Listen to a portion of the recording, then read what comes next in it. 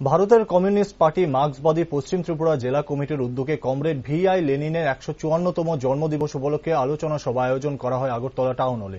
উপস্থিত ছিলেন সিপিআইএম দলের রাজ্য সম্পাদক তথা বিধায়ক জিতেন্দ্র চৌধুরী, পলিট ব্যুরোর সদস্য মানিক সরকার সহ আরও অন্যান্যরা। পরবর্তীতে বক্তব্য রাখতে গিয়ে সিপিআইএমের পলিট ব্যুরোর অন্যতম সদস্য মানিক সরকার বলেন, বিপ্লবী মানে খালি মুখে বিপ্লবের কথা বললেই হবে না, বরং বিপ্লবী করতে গেলে লড়াইয়ের ময়দানে সকলকে এগিয়ে আসতে হবে। এমনকি সংস্কারপন্থী ভাবনা শ্রেণী শক্তিকে সাহায্য করে কিন্তু শোষণদেরকে সর্বনাশের পথে ঠেলে দেয়। ফলে ঠিক একই জায়গাতে লেনিনের সর্বদা সজাগ ও সচেতন থেকে লড়াই করেছেন। শুধু তাই নয়, উনার এই লড়াইটা ধীরে ধীরে পার্টি সংগঠন তৈরি করতে গিয়ে ভাগ হয়ে গেল বলে অভিমত ব্যক্ত করেন তিনি। অন্যদিকে বক্তব্য রাখতে গিয়ে সিপিআইএমের রাজ্য সম্পাদক জিতেন্দ্র চৌধুরী বলেন, সমাজ পরিবর্তনের সঙ্গে যারা যারা জড়িত রয়েছেন তাদের সকলকে লেনিনের জীবন কাহিনী থেকে অনেক কিছু শেখার আছে, যে উনি কিভাবে সমাজ পরিবর্তনের ক্ষেত্রে মুখ্য ভূমিকা গ্রহণ করেছিলেন।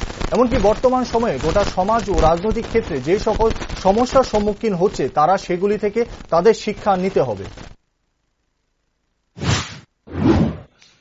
বারবারই যেটা বলবার চেষ্টা করেছেন, মতাদর্শের প্রশ্নে কোন সমঝোতা না, এটা সুবিধাবাদ। সংস্কারপন্থী ভাবনা এটা শ্রেণীশত্রুকে সাহায্য করে শোষকদেরকে সর্বনাশের পথে ঠেলে দেয়। এখানে কোন রকম সমঝোতার সুযোগ নেই।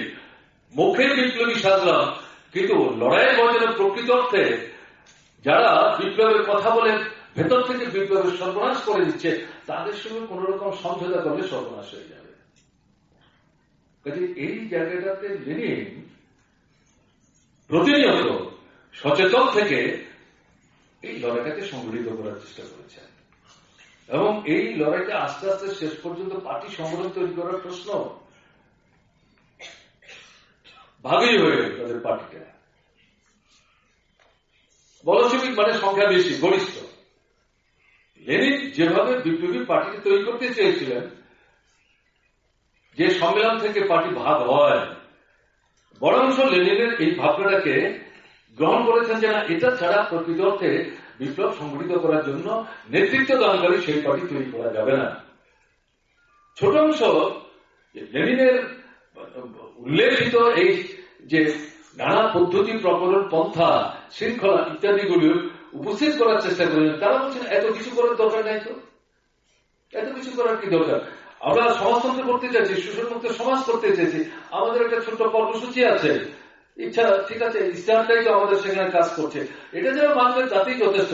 এত নিয়ম কানুন পদ্ধতির ব্যাপারটিকে একবার মেম্বার হলি, এটা আমাদের কাছে একটা অ্যানুয়াল রিচুয়াল বা বাৎসরিক একটা দিন পালন করতে হবে আনুষ্ঠানিকভাবে, এরকম নয়।